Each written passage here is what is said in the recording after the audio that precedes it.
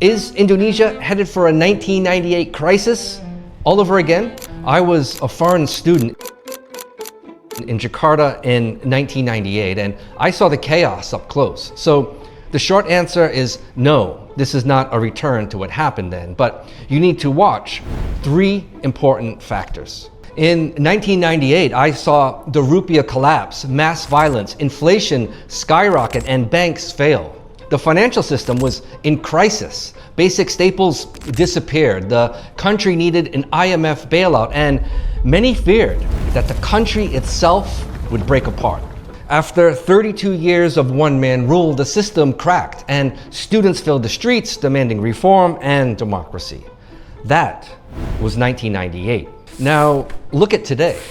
Different scale, different risks, but here is what sits underneath the tension. The unrest in August 2025 showed deep public frustration. Protests broke out over DPR allowances and the death of a young man by police. Crowds filled streets, parliament buildings were burnt, and violence broke out. People were killed and many were injured. DPR allowances were the trigger, but the wider anger was that people felt they were falling behind while lawmakers were doing well. Now, this is not 1998 all over again, but it still matters. Three factors sit underneath and shape what comes next. And the third one is probably something you've never heard about. First, youth employment. The widely hyped demographic bonus where there are more working age people than dependents. That's not coming, that's here now. But there are millions of young people that don't have jobs. Government data for 2024 show that youth unemployment is around 16% for ages 15 to 24, a group of 44 million people. So if this youth bonus is wasted, you get frustration, not economic growth. Second, informal work. The number of informal workers has been rising, reaching nearly 59.5% in 2025. And that's about 86 million people without stable pay or protection. Unstable work leaves families exposed when growth slows or prices rise. So who keeps local services running when incomes are this fragile? This brings us to the third driver, local government funds. And this is one most people have never heard about, and it's going to matter more in 2026. Indonesia is a unitary state with 38 provinces under one central government.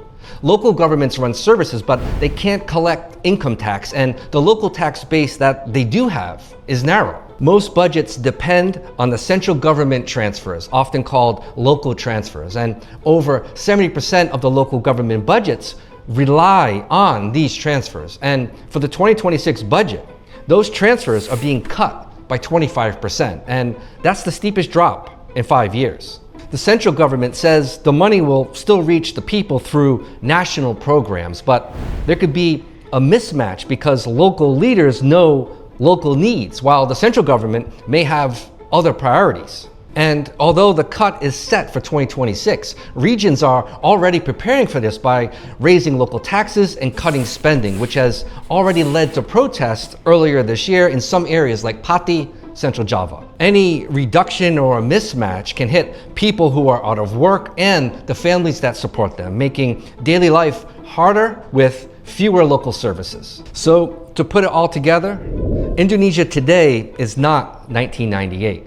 The system is stronger and the economy is more stable.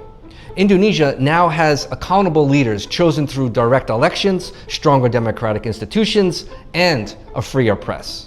But youth unemployment is high, informal work is growing, and regional funds are being squeezed as the central government's control expands. And these tensions won't fade quickly. And that's why dissatisfaction may keep simmering, even if the streets remain calm. Follow for more Indonesian business and politics.